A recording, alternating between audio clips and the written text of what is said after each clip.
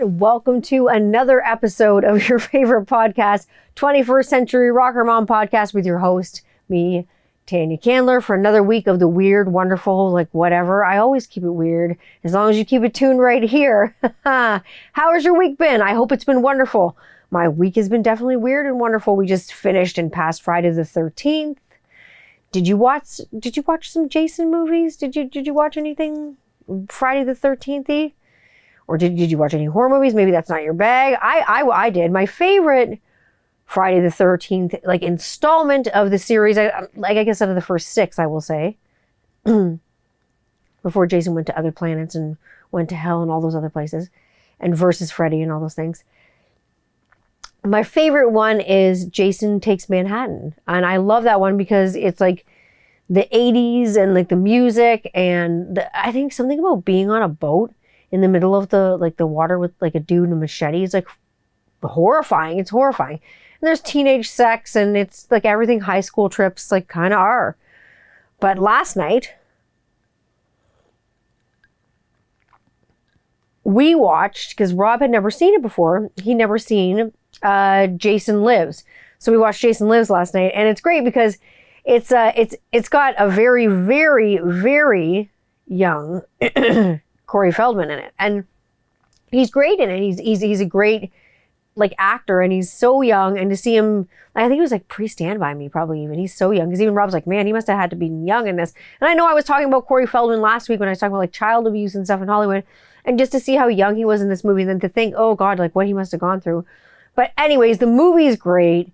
I love like some of the Jason movies. Once they get kind of past Camp Crystal Lake, but he's, going back to Camp Crystal Lake, I like it more when things aren't focused as much around the camp as they're focused more around like the story and things like that, and Jason and his mother and the weirdness, and I love it. And so that was Rob's first time watching that movie with me, and so it was kind of horrifying for him, and there was horror in the wilderness. And then we watched Alive. And I've read the book Alive, and I was like obsessed with it because I watched it when I was really young, when I was a kid with my dad, right? I probably like shouldn't have watched it, but like I snuck a peek, right? Like totally.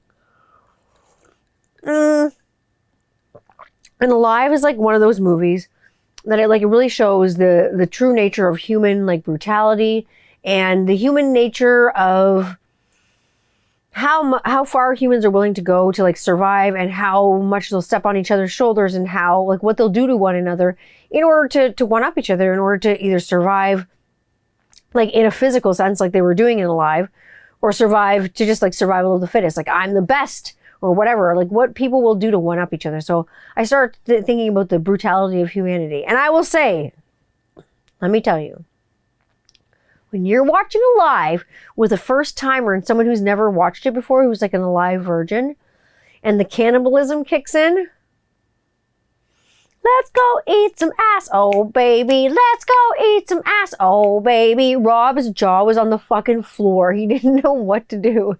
And like, so they were eating ass, and so I was thinking about ass, and then kicking ass. I was thinking about kicking ass because the hockey playoffs are like going on right now. It's playoffs in the NHL season. If you watch that, Minnesota is going to play golf. They're out. The Blues whooped their ass. They fucking wiped their asses with them. There were so many like penalties being called on Minnesota Wild. I'm not even going to get into it. It's ridiculous. Like the Blues were constantly on a power play, but like throwing it past their goalie, just like nailing it in there, because we got a lot of good players this year. It's great. It's a great year for the Blues. I hope they take the cup again this year. So that's the ass part. That's the ass part. Now this week I promised you I was going to talk to you about something effed up, and I've been like teasing that it's about cult stuff, and it is about cult stuff because I want to talk to you about one of the most notorious, most fucked up crimes, and one of the most messed up Canadian crimes, a horror in the Canadian wilderness, something that you have never probably heard of, something that I never even heard of. And I can't believe that me, cult lady, cult queen, cult talk, let's go, has never heard of the Anthill Kids. What the fuck is this? So in the spirit of thinking of survival and weird things like this and being out in the elements and things like that, I thought about hell on earth in the Canadian wilderness. I mean, like, it's a vibe, right? Oh my God, the Anthill Kids. Where did this come from? How come I never knew about it before? Like, was this a cult that I was personally part of? No. I only join weird cults that blindfold you and put you in rooms and make you drink absinthe and wormwood and do weird shit. But this is a cult that I really I was not aware of. And it ended up being one of the worst crimes in Canadian history. And it's absolutely shocking what happened in and around and within this cult and this cult leader. So we're going to lead into that. So like I say, it was hell on earth. And was I part of it? Hell to the no.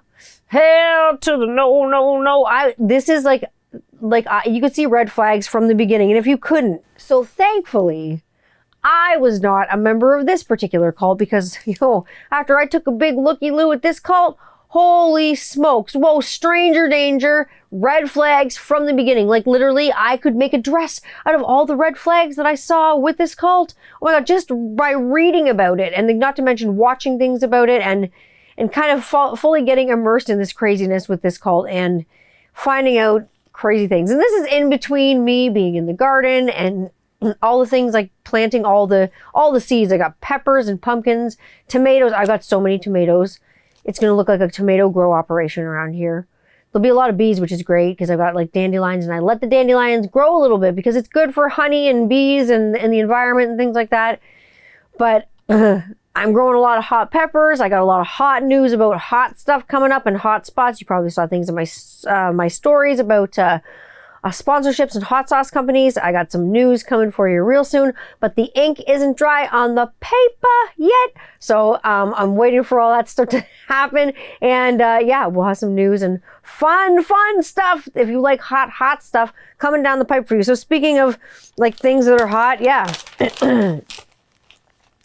I watched a lot of hot docs and hot documentaries. And recently I watched one on Amazon Prime, and it was a weird one. And there was another Canadian documentary about killing and things like that. And except it was a cold case documentary. And it was the case of, the unsolved murder of Beverly Lynn Smith is what it is called. And it's on Amazon Prime right now. And it is, so painfully Canadian, eh? It's so Canadian. It sounds like a van full of the Trailer Park Boys, driving past the Tim Hortons, being like, oh, fuck, eh, we found a body, eh? I don't know what to do with it, you fucking hoser. Let's go get some fucking donuts, eh? And let's go get a double, a coffee, eh? They're gonna make people think that people in Canada actually speak like this. And all the guys, and all the people that identify as male in the film, all kind of and talk like this. And it's not really a film, it's a series. It should have just been a film for 90 minutes or something, but instead it's this out of order series thing where the episodes don't make sense. You should really watch the second episode first and the first episode second, and so on and so forth. It's strange, but like I say, the unsolved murder of Beverly Lynn Smith, it's strange. It seems with all the Canuckian accents of the men and how they talk, it seems the women all married into stupid, because the women in the film all seem to be fairly articulate and they can talk. And most of this stuff was just kind of happened up the road. It happened in Oshawa. And in the film, I've never heard this before, but they call it the schwa, Oshawa. And they call it the dirty schwa, because apparently where this happened, there was a lot of crime and stuff like this, and it was a bad place. So is it worth the watch? Yeah, if there's nothing to do and it's a rainy day, rainy night, go ahead and watch it. Cold case things are always fascinating. If you're into Canadian history or true crime history, you'll like this. The perpetrator in this, or the accused rather, I will say, the accused person in this was a heavily bearded gentleman, and he said a boot a lot, and he loved fishing, and it's crazy. So I say these folks are up the road, and this happened up the road, so it's scary because it's close to home. And then this other crime that I was thinking about crossed the street for me because it's super close to home. So I feel I just kind of crossed the street and found this documentary about this Anthill Kids thing, and I had to find out what the Anthill Kids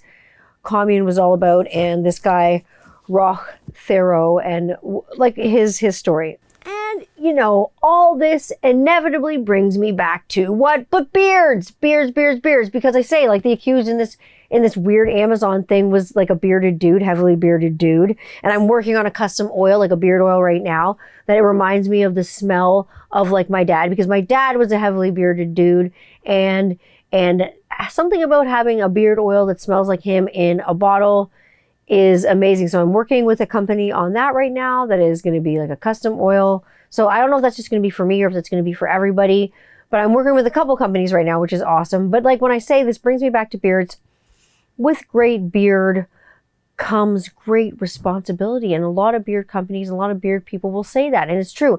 And sometimes there's a majestic ass beard. And everyone knows I love beards and all iterations of facial hair. Sometimes there's a majestic ass beard. There's a fucking wizard ass beard. And sometimes it's connected and attached to one crazy motherfucker. Like one really crazy motherfucker. And that's exactly what we're going to be talking about today. So let's start from the very beginning. That's a very fine place to start. We're going to start back in 1947, in May 1947. This gentleman, I don't want to say gentleman because that's the wrong word, but Roch Thiroux was born in Quebec, Canada. He was born in Quebec to super devout Catholic parents. Ooh, you know this isn't going to start well. Devout Catholic parents who were very active in the church and things like that. All accounts given. Thiroux had a very, very abusive childhood. Like even like he would say himself, he had a very abusive upbringing, and neighbors would account to a very abusive upbringing. His dad was super abusive and hard on him. I think a hard drinker. He'd have like Roch Thiroux was the second eldest, I think, of 8 kids. And he had like lots of brothers. So they'd sit at the kitchen table with his dad and he'd make them like kick each other with steel-toed boots on in the shins to see who could kind of like survive the longest. Like sick shit, you know what I mean? Like things like you wouldn't do with your like friends or unless you were on Jackass or something. But I mean, like not things you would think about doing with your children and like torturing them like in such a way. And in a very, very young age, of course, being so involved with the church, Roch Thiroux's dad had him canvass door to door for the White Berets, which were part of like Catholicism and like the church that they belonged to at the time. And this kind of got him made fun of in school. And even despite being a really likable and very smart kid, he left school in grade 7 with no argument from his parents and really wanted to move away from religion because he fucking hated Catholicism so much. And his teenage years weren't super documented, although it was documented that he was, popular or charismatic. Everyone kind of wanted to talk to him. He did have a lot of friends, things like that. He was the guy with really like enduring blue eyes that everybody wanted to talk to. They thought his eyes were welcoming. I've seen his eyes in many pictures. There's nothing welcoming about those eyes. He looks crazy. He's got crazy eyes, like a shark. If I'm not moving, I'm dying. If I'm not moving, I'm dying. I'm like a shark. It's crazy. Like it's psychotic. People with shark eyes and those dead eyes freak me out. So Roch Thiroux is one of those guys. So like I say, up here in Canada, after he kind of like left that church and everything, he had a period which I will call like his quiet period in about 1967. After his teens, he decided he was going to get like married at 20. In 1967, he got married to his first wife, Francine. He had a couple of kids. He was quiet, but everything comes to an end, and all good things come to an end. And he was, after 7 years in their marriage, was having an affair and ended up with another woman. And then he decided to get really active in the Seventh-day Adventist Church. And the Seventh-day Adventist Church, I will say, had some good qualities to it, like, the no drinking, trying to take care of yourself, because Thiroux, before this, had some super health problems while he was in his first marriage. And this was what elevated and started like some super abuse in his marriage, because he got really angry after some operations he had. He was stricken with really, really bad ulcers, stomach ulcers. And he had some operations which did not go the way they were supposed to, did not go going to plan. And he's left with a condition called dumping syndrome, which is exactly what it sounds like. Disgusting, horrible. The bowel can't contain things, like in the intestine can't hold food as long as it should, and it's a mess for the person who has it. And he was also left with like excruciating lifelong pain, which he soothed with a lot of alcohol and drugs at the time. So it was when he was with his first wife, he was abusing a lot of alcohol and drugs. So therefore he was abusing her too. And like, if you're already an angry person to begin with, putting those substances in your body is probably going to elevate that a lot. So he had his mistress, he got divorced after 7 years of marriage. And then he found God again in the church, but the Seventh-day Adventist Church. He wanted to be healthy again, but he had a major, major, major distrust of doctors and hospitals, and he was generally misanthropic of healthcare in general because of his own experiences and his botched healthcare stuff and how he was left after these horrific surgeries that he's had. I mean, it was the 70s, so who knows how great things were in the 60s. Like, things weren't as advanced technologically and medically as they are now. They didn't have the medicine and the things and the laparoscopy and the lasers and the robots and the androids and the stuff that we do have now. So he had a general distrust. So he learned and became obsessed and totally obsessed and immersed in like medicine and like surgeries. And like this guy like wanted to become Dr. Satan. And inevitably he did become fucking Dr. Satan. But like this guy, he had a way with the ladies. Like I say, he was really described as charismatic. People really were drawn to him. And so in the Seventh-day Adventist Church, he got in there and he was all excited. He wanted to be part of the Adventist Church and he really wanted to preach his own thing. And he was often questioned, I think, and he was kind of looked at kind of in a sideways way for his radical ideas. And he was really outspoken because, like I say, he was outgoing. And you can't just come into like a society or an organization or a church or any group like that that's already organized and has its thing going on and try to take over and try to have that gross amount of power. It's crazy. Like, you go start your own thing or whatever, you know what I mean? And eventually, like, he's going to, but more on that. But like at this time, the Seventh-day Adventist Church is like, because by this time, Roch Thoreau is also like claiming that he is some kind of prophet from God and he's the mouth of God and God's going to speak through him. And he's got this like following of women that like by this time, like this harem of women, this is already the 70s. And the Seventh-day Adventist Church is like a harem of honeys. They're hearing rumors of drinking and stuff going down, him starting his own thing. They're not cool with it. So they don't want any affiliation with him. They kick him out. They kick him out.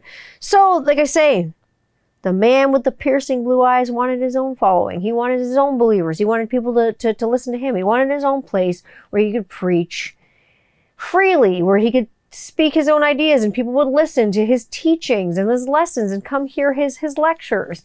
And so he actually ended up being able to convince a group of people to leave their jobs, leave their homes, leave their families, leave everything behind and move with him as part of a cult to Sainte-Marie, Quebec in 1977. So that's when the actual cult would form. And he wanted to just have this place without sin where there was, equality and everyone was the same and nobody was different and they could just all live in unity and everything was going to be cool and just preach this peace and love. Sounds like okay, right? This like utopia. It sounds not too bad, right? Everybody's the same. Why would anybody be alarmed? There's no cause for alarm to go off. No, nothing bad's happening yet. So like I say, by this time, the movement had been formally removed from any involvement with the Seventh-day Adventist Church because they didn't want to have hands on like Roch Thoreau or anyone who was aligned or affiliated at all with what he would eventually call the Anthill Kids cult, he called the Anthill Kids. No one wanted to know about him fathering all these children with his said harem of ladies, because I mean there was like big pimping going on in Quebec. Holy shit. Oh my God, it wasn't just like $5 lap dances in Montreal. This was big pimping. This guy was fathering lots of children, lots. Like, this cannot be going in a good direction. You know that. Like, come on, like, where do you think this is going? It can't be going anywhere but down. Y'all have seen the pictures of this crazy mofo on my stories in Instagram. I put them on, this bearded crazy guy. Like again, majestic beard attached to a crazy motherfucker. Like, you know what I mean? There are a lot of beards like that are actually attached to crazy people. Like, and I mean, when I say crazy, I mean like murderers, psychopaths, like convicted things. I mean, there were psychiatrists that this guy fooled, but we'll get into that later. I wouldn't trust this guy to put a stamp on a fucking letter for me. So like I'm saying, I wouldn't trust this guy with anything.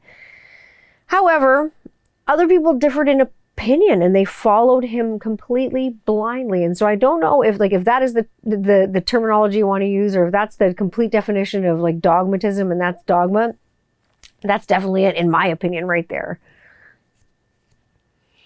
following someone without question at all. Like, that is what I would call dogmatic and dogmatism. And that's exactly what Rock-Thero's followers did. They just followed him without question. And there are a lot of reasons psychologically behind why you get this kind of almost Stockholm syndrome. And you fall in love with this guy who's more really in love with himself and totally believes his own bullshit. And we're going to get into the psychological reasons of why these people got so fooled, for better, like, you know, for better or for worse. Definitely for worse. And we're going to find out why that is.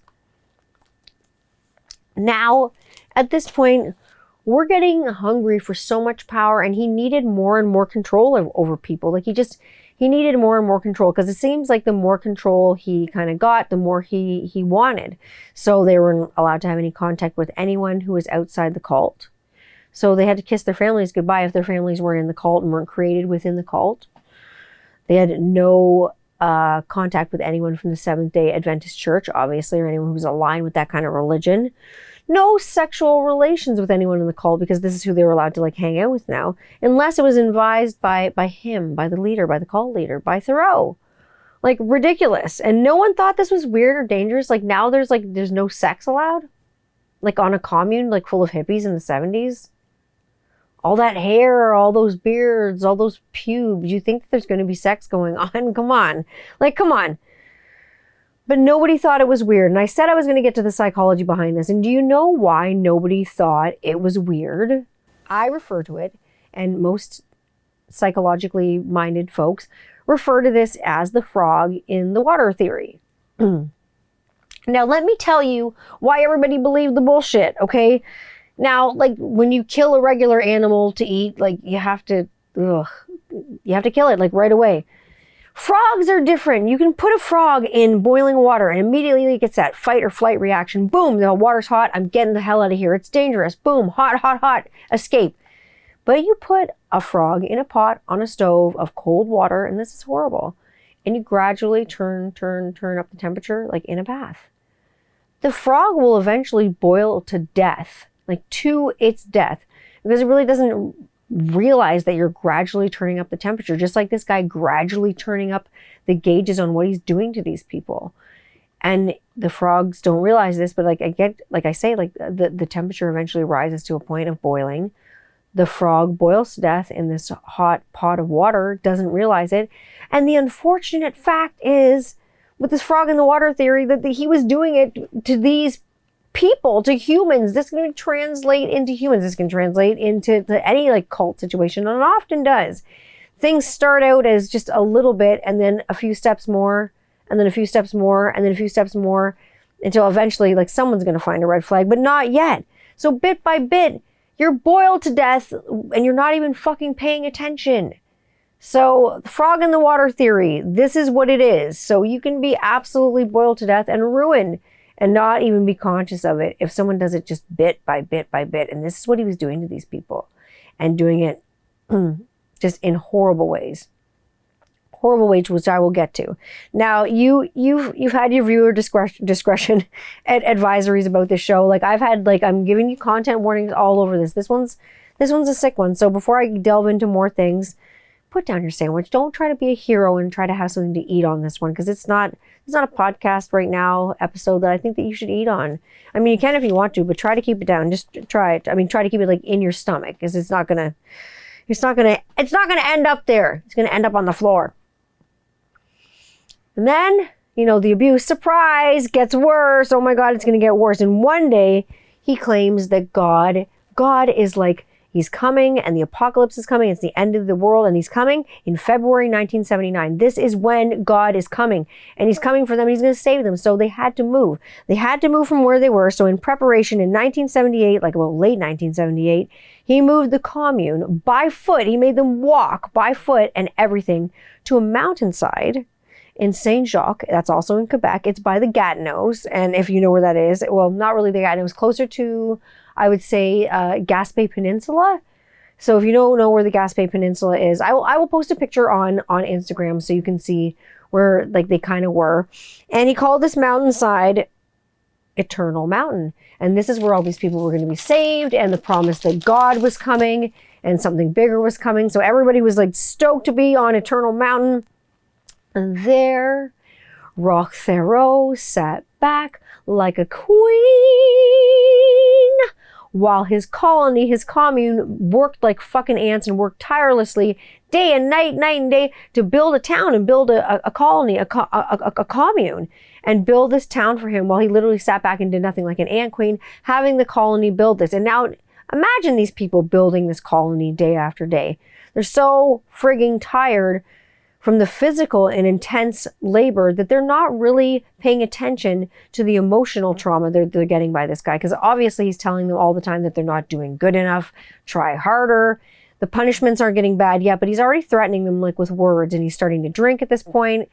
Things are starting to like look different. Things that he forbade before, things that were people in the cult were forbidden to do, he was doing himself. So like the good for the goose, good for the gander thing's not cool. Like, you're saying that we can't do this, but now you're doing it. People are getting confused. So after all the things he was doing, like with these people and like making them do, they're so tired at the end of the day. They can't question this prophet and all the things that he's doing. They just say yes, and they just do it. So by building this huge town for him and it looking like an ant colony, he kind of like jokingly and abusively named them the Anthill Kids. Because like some of the commune and a lot of the members were kids that he'd fathered with these 9 women that he subsequently married in the cult to make it bigger. We'll talk about that later. But like he just made them all ants in his little colony and little worker bees to just fulfill his dream of having this weird colony and weird commune of people that were going to listen back to everything that he said. And I want you all to brave yourselves. I want you all to brave yourselves, because this is the part of the show where this shit goes fucking Full Metal Jacket, like Stanley Kubrick fucking on your ass. Like, this is not good. Like, this is, again, one of my other trigger warnings, and my viewer discretion advised.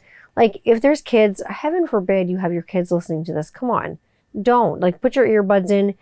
Get them out of the room, listen to this after they go to bed. This is not a podcast for kids. You know that by now. We're going to talk about the escalation of the cult. We're going to talk about the expansion of the cult. We're going to talk about the abuse, inevitably murders with the cult, and kind of more. So this is your chance to seriously put down that sandwich, put down that box of bonbons, and like seriously, you're going to puke.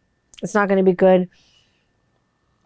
No. So this is my last, well, not my last, but one of my big warnings. So like by this time in the commune, like God had not come. It was like February 1979 and come and went. Where was God? Why had the apocalypse not come? Why had he not come to save anyone? And he'd not come. But you know what had come? Questions. So many questions. You want an answer? Here. What was Rothero's answer to why God had not come to save him and his followers in the cult? Why had God not come? Well, it's because, and this is the answer he gave his followers, that they ate up like just eating bullshit. It's because time in heaven and time on earth, you know, like time on earth is linear and time in heaven is completely different. And between, you know, the Gregorian calendar and the Israeli calendar and different calendars, he must have miscalculated somewhere and screwed up. So shame on him for, you know, being human. But God will come in his time. And inevitably you'll be saved. People kind of like swallowed this bullshit that he miscalculated. And they ate it up. They accepted this. It's, okay, well, God will come. He said God will come. This guy's the word of God. He's the mouth God. He'll come. He's an instrument of God. You may be wondering how these people made their money like all this time. How in the heck were they making money? Well, they were going into town and they were like selling goods and things in true homesteader fashion. Like, I mean, they sold their labors, homemade baking, dried and salted meat, like beef jerkies and things like that, things that they'd hunted, smoked and salted fish.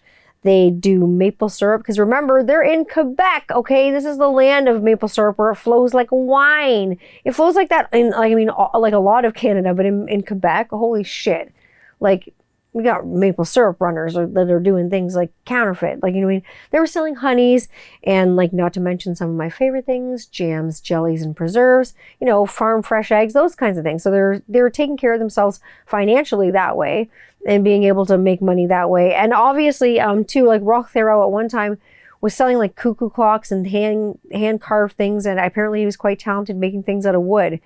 And they were selling things like that. So, I mean, they were homesteaders selling things out of like a general store or farm stand that had a little farm commune. I mean, they were all living together in this beautiful utopia. I mean, how bad could it be? Well, bad, really fucking bad. Theroux, like I said, he started drinking more and more, and that was like forbidden. Like he was doing this forbidden act, and then you know what happened with all that drinking? Guess what came out of this freaking cult leader? Imagine this, a violent temper, which most cult leaders actually end up having. Like you find out, like in the end, usually. Brought out this violent temper in him, and that violent temper came out on everybody else. And when that violent temper came out, and this guy was like, you know, okay, 99% of the time, but 1% of the time he be that fallen angel, and that's why his cult followers could like forgive him, because 99% of the time he was pretty good, but 1% of the time he was just goddamn horrible. It's not like 80% of the time he was horrible to them, and 20% of the time he was great. You know, it's like he treated them good like most of the time. He was always there for them, helping them in their eyes, and then he'd have these tirades that he'd just go off on, and he commanded like a lot of loyalty to the cult. And when it came down to it, he didn't want anyone to leave. He had one member prove his loyalty to the cult. Listen to this. This is nuts. By breaking his own legs himself with a fucking sledgehammer. He had this guy bash his legs in with a sledgehammer. I'm telling you.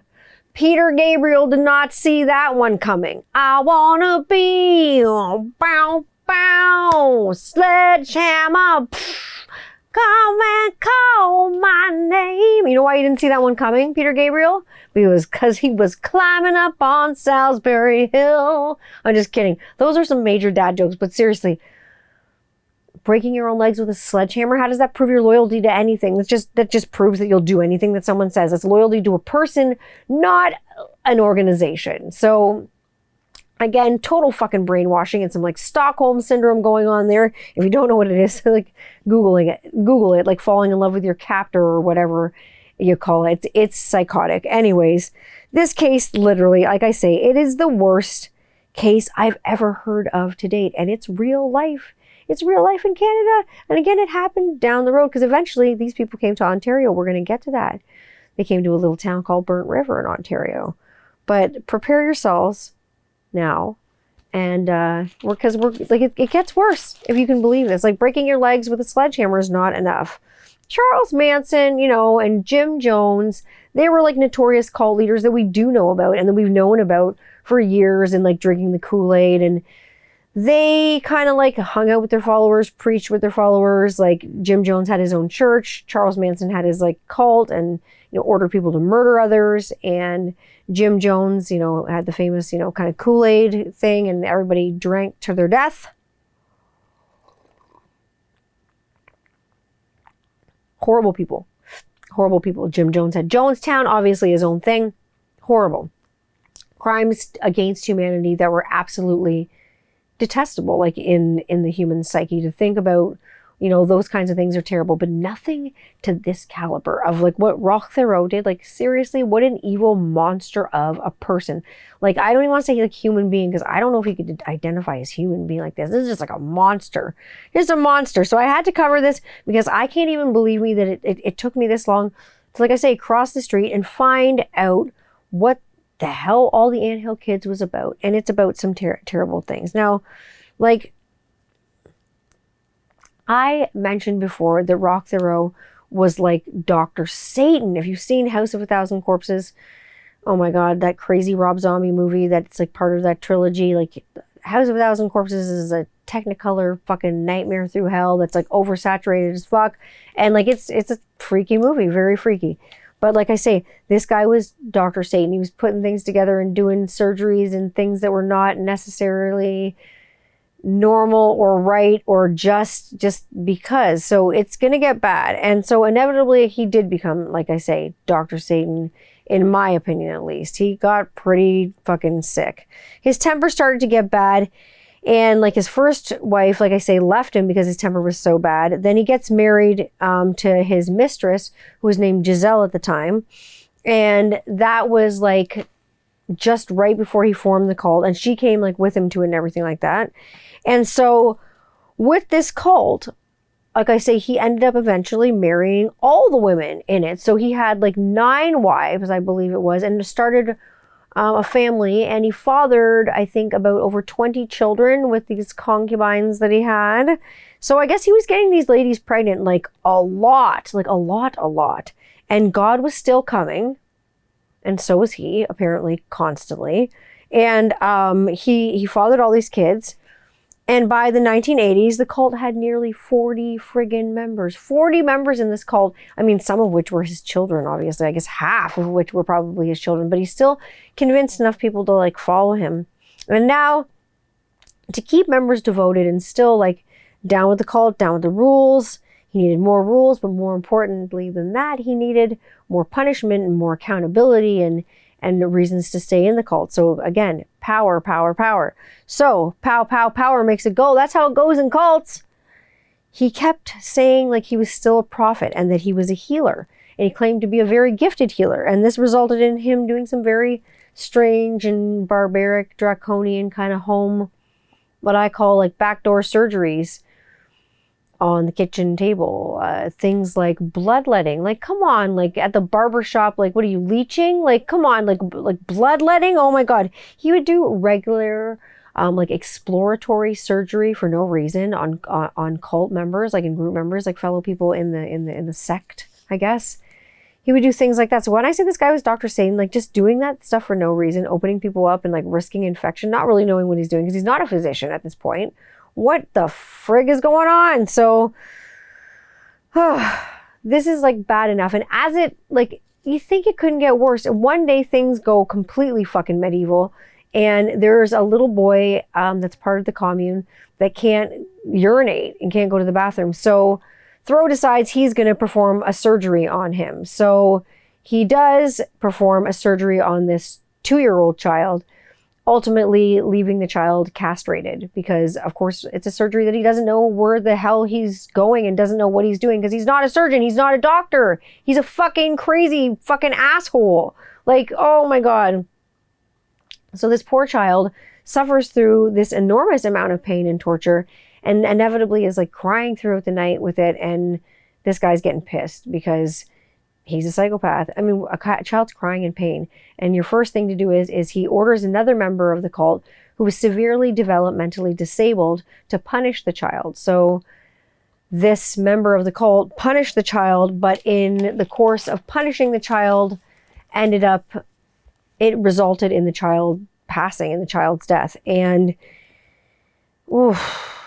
like that's really tough to swallow. And so of course Thoreau, not wanting to get caught, was like to the person who killed the child, was like, we got to burn the body. We got to burn the body. Obviously this child has to be cremated. We can't be found out. So everyone's like, okay, great idea. So they all do it and it doesn't work. So they bury the body near the commune. No one says anything and whatever. Roch Thoreau then castrated the man who was responsible for killing the child during the disciplinary act. And the guy ultimately, like I say, died of his injuries too.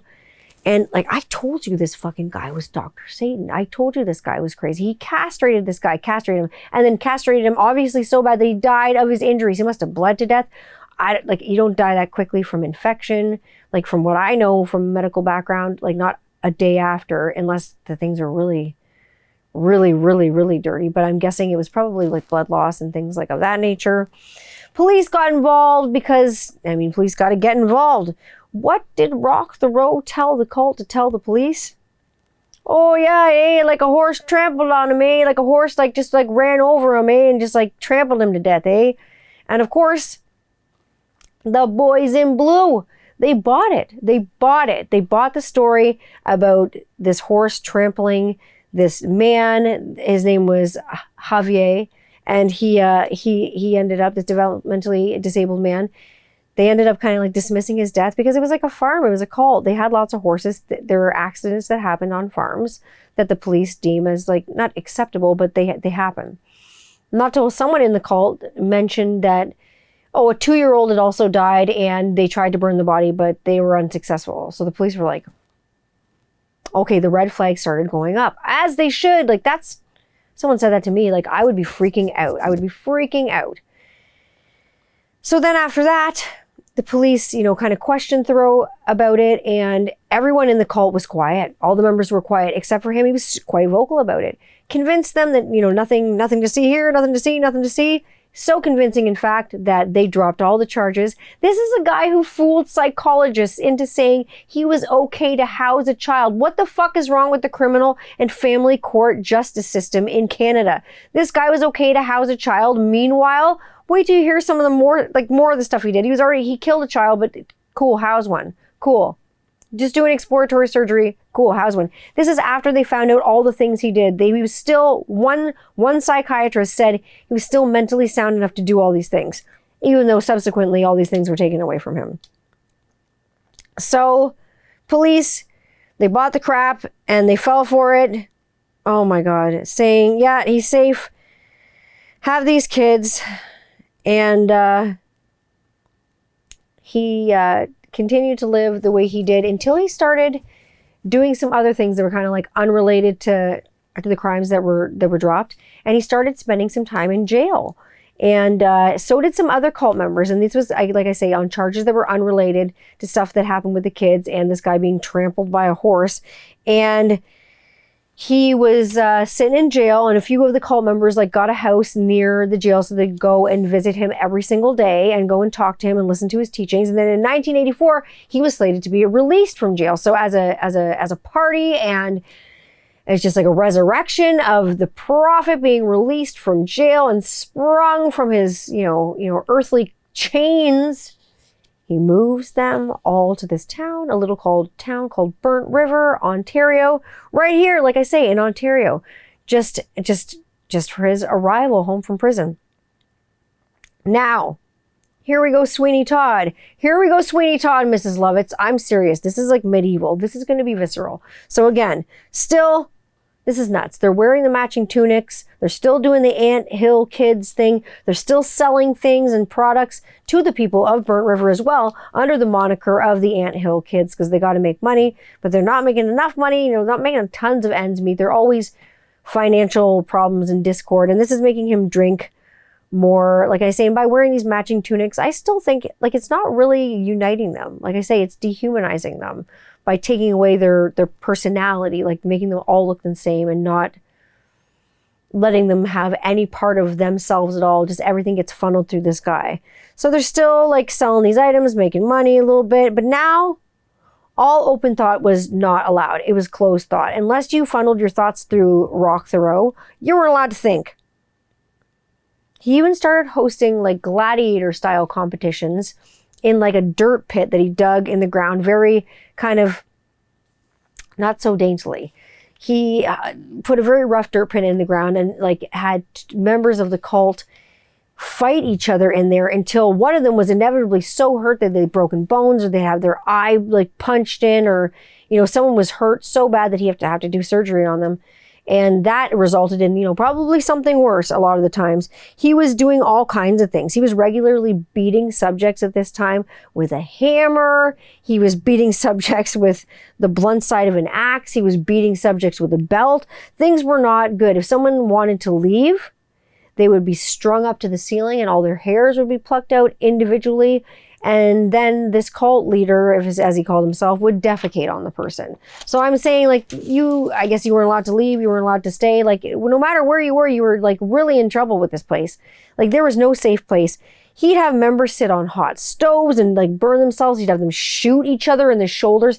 He'd even have members cut off other members' toes in front of each other, just to torture each other, to prove their loyalty to the cult, or if, he didn't think they were working hard enough, or because God told him to. These were all the reasons that he came up with as to why all these horrific acts were taking place.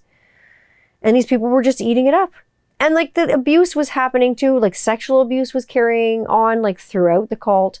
And of course, throughout, like with the children too. And there was physical abuse with the children too, within the children. Like if children were misbehaved and they were misbehaving, they were caught and they were deemed as a child who misbehaved. They were nailed to a tree, and the other children would have to throw rocks at them as punishment. So like I'm talking things that were really bad. If you read and see like survivors of the Anthill kids, those people have gone through fucking hell. Absolute hell. Now, all this finally in 1987, one of the ladies in the cult decided it was like enough. So one night during a blizzard, like she'd seen this stuff happen to her and she just didn't want to see it happen to anyone else anymore. So during a blizzard in Canada, a blizzard in Ontario, Canada, oh my God, she left her 2-month-old child out in the cold to freeze to death. And it did freeze to death. And she tried to escape Rock and his terrors. And when the body of the child was found, police launched an actual investigation. Now, the Anthill kids were an official church, like on paper. Like he registered them as a church, even though they were gone away from the Seventh-day Adventist church. He registered them as a church on paper, probably for tax shelter reasons and God knows what else. So the police couldn't really march in there with an order being like, we need to search this place. We think there's something going on, because they have no cause to go in there and say, hey, we need to look around. But what they could do is they could investigate the welfare of the children, because there were dead children found near the property. Then there was that, spot about the child who had been, we tried to cremate them, but it didn't work, and they'd be trampled by a horse and da-da-da-da-da. So things were looking weird to the police. And so they were investigated for the welfare of the children. And by 1987, they was deemed that was not acceptable. All of the children were removed. Completely removed from the house, removed from that care. And all that was left was Rock Thoreau, 2 men and 8 women. And that's all that was remained in the cult. And now that the kids were gone, he just kept getting worse and worse and more angry, because there's no kids around to see this. Like, it was bad what they were seeing before. And now his temper just escalated, and so did the drinking. Burning people with soldering irons on their genitalia and fucking castrating people. Like, just nuts.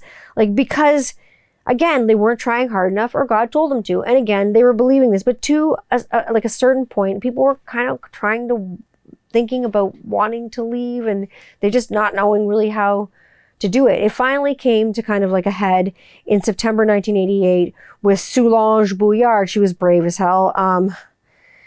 That day she'd had stomach pains that she'd complained of. So Rock decided, being the surgeon that he was, Dr. Sadin decided some kitchen table surgery was in order. And he made an incision in her abdomen and inserted a tube and proceeded to put in like an oil enema that he mixed with molasses to try to clean her bowels out, I believe. When that didn't work, he opened up her abdominal cavity, took out and disemboweled her, basically, like took out all of her organs, like her lower intestines, ripped off a part with his bare hands, and then very, very messily just shoved them back in haphazardly and just sewed her up very bluntly and very crudely and just kind of left her like that. Now she was in extreme pain.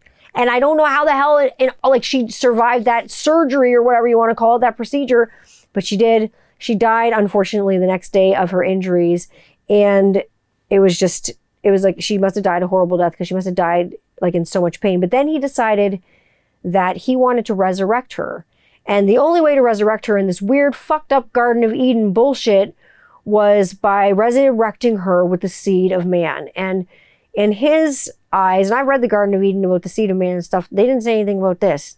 Like, I am not a Bible thumper, I guess I will say, a Bible belter, but it's a book and I've read it, you know what I mean?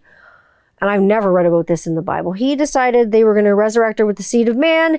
And so him and the other male members of the cult proceeded to drill a hole in her head. And I don't know how, this is where it's going to go like completely Full Metal Jacket on you. And I don't know how to put this in other terms that are polite, as then they committed an act of necrophilia on this person. And when it did not resurrect the person from the fucking dead, then they were just like pissed off. So he went and buried her body near the cult and then wore her rib in like some Garden of Eden Adam and Eve thing around his neck as like a necklace for a while. He wore a rib, and that was weird. So another member, Gabriella, actually wanted to leave the cult too. Her name was Gabriella Lavallee. So after this happened to her, like her friend and like her like cult sister Solange, she was like, I'm fucking out of here. Like, I got to get out of here. So her first attempt to escape, she tried to get out and she decided to leave in July of 1989. Rock caught her. Of course he caught her. Of course he did. And he brought her back inside like the cabin, nailed her to the wall, pinned her to the wall, and cut her arm off with a chainsaw. And that was just her first attempt to leave. But with her second attempt to leave the cult, fortunately, she actually like got away. Somehow she got away. Like after having her arm like taken off with a chainsaw, she was able to sustain those injuries enough to the point where she was able to escape on foot to a highway, hitchhike to a hospital in northern Toronto, where even there she was terrified to share what had happened to her, and she was almost like reluctant to tell them what happened, like for real. She said, you know, something, she had this injury to her arm and this person was taking care of her. And then the hospital kind of raised their eyebrows a bit. And then, oh man, August 1989, flash forward, because all these things kind of added up and stacked up against Roch Thoreau, and the police were looking at him already. He was charged with 3 counts of aggravated assault and then 1 count of like bodily harm and like unlawful bodily harm too at that. And he was thrown in jail. But while he was thrown in jail, this time, I'm not going to say all of his followers, I'm going to say most of his followers, because he still had people that were following him and still believed in his teachings and the things that he was talking about. Like, that is messed up. Oh, so while he was in jail, some of his followers turned on him and they began to speak, and they began to say what had happened while they were in this cult. And then the police found Solange Bouillard's body. And then they were able to slap him in the face with a 2nd-degree murder charge while he was already behind bars. And they gave him the possibility of parole, which he actually never ended up being able to get. He's got no, he had no possibility of parole, but not because he like appealed it or anything. And when I say like he got life like in jail, like he spent his life in jail, I say that not all of his cult members stopped following him, because this is disgusting. While he was in jail, somehow he was able to fall, like somehow, I don't know, well, I know how, but somehow he was able to father 4 friggin' children with 4 women, 4 cult members on conjugal visits in jail. He was banging them in jail. Oh my God, that's fucking crazy. People were still believing in him and coming to see him in jail and having sex with him and having his children. So there are little Roch Thoreau Juniors out there running around. If you look on the internet and get down the rabbit hole on that, you're not going to want to. It's fucking scary. It's fucking crazy. So, oh my God, that could be in my murder like audio book. Oh my God, this guy was selling stuff on murderauction.com. Like, so that is a website where people in prison sell their art or their poetry or things that have to do with their murders and their victims. And they make money off it. And it was becoming abundantly clear that he did not give a shit about what he did to anybody and had no remorse for it whatsoever. So his cellmate, Michael McDonald, who was already serving a life sentence, was getting awfully sick and fucking tired of listening to Roch Thoreau go on and on and on about all these fucking people he'd done these things to and all these horrible, horrible crimes he'd done against humanity. This guy just like murdered somebody in cold blood, and it was like a fight or whatever, and someone ended up getting murdered. He didn't like torture people or anything like that. It was like a one and done. Not that it's any better, but I'm saying he was sick and tired of listening to this guy's like brag stories and seeing that he had no remorse selling the stuff on these prison auction sites. At 63 years old, Roch Thoreau was fucking killed with a shim by Michael McDonald in prison. Michael McDonald fucking stabbed him to death with a shim, left his body like where it was, took the shim, laid it down, told a prison guard, like, I killed the bastard. He's right there. These are kind of quote unquote words. There's his body. I left that piece of shit right there. He got another life sentence for killing Roch Thoreau in prison. But the thing is, I think it was more of an act of like community service, killing this total piece of shit in prison. Like, this reminds me, like I say, like of a horror story that could come out on my audiobook, except the horror stories that are coming out on my audiobook are real life shit. And they will be soundscaped by one of the best people I know. Like I say, she's doing that for me. So the story of the Anthill Kids, what the fuck? Why did I not hear about this before? Now you know about it. You can get down the rabbit hole with the Anthill kids, and you can go down that rabbit hole and check this out for yourself. Read about it all over the internet. I think there are little documentaries and things on it. I found it in books. I found it in Wikipedias. I found it on websites. I had to go and do a deep dive for this one because, like I say, it's not well known. Even as a Canadian, I say, like, have you heard of this one before? Because I certainly hadn't. And like I say, send your kids out of the room. Hide everybody when you're talking about this stuff, because this stuff is really scary, really scary. Not so scary. And like I say, I have some hot stuff coming up. I have a hot spot that is going to start appearing on the show. You're going to see that very, very, very, very soon.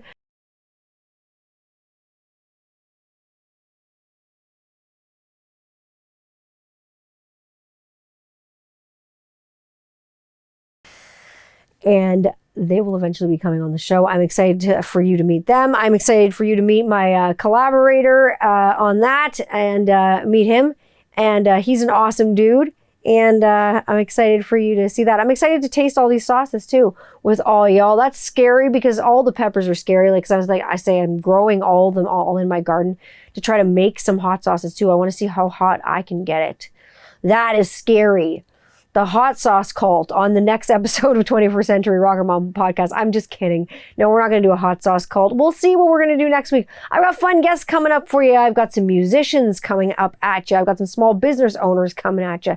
I've got an eclectic amount of guests coming up for you for the summer. I've been talking to all kinds of people, having great chats with great people. I did a podcast just the other day. I was on YMI podcast with my friend Greg, my new friend Greg. My new friend Greg at the YMI podcast was nice enough to have me on the other day. So I'm really excited about that. And again, like I said, I ran into him through my friend Alex from Social Animals. What do you do when you have a podcast? What about your friends? You just introduce each other to each other. And it's like I say, fun people coming on the show for the summer before I take my little weird summer vacation break thing and concentrate on like the music and the other projects. But if you want to know where to find me, and like other than here every single week, you got to tune in to wherever you find your podcasts, wherever you're streaming them. If you're streaming them on Apple Podcasts, Google Podcasts, wherever you find your podcast, wherever you choose to stream, it's up to you. Find me there at 21st Century Rocker Mom Podcast. You can find me on Instagram at 21st Century Rocker Mom. You can find me on Twitter at Tanny Candler. You can find me on TikTok at 21st Century Rocker Mom. I'm doing weird stuff on TikTok. But you know, sometimes you just gotta go with the flow. Just do it. Just do it. Do whatever's on the top of your mind.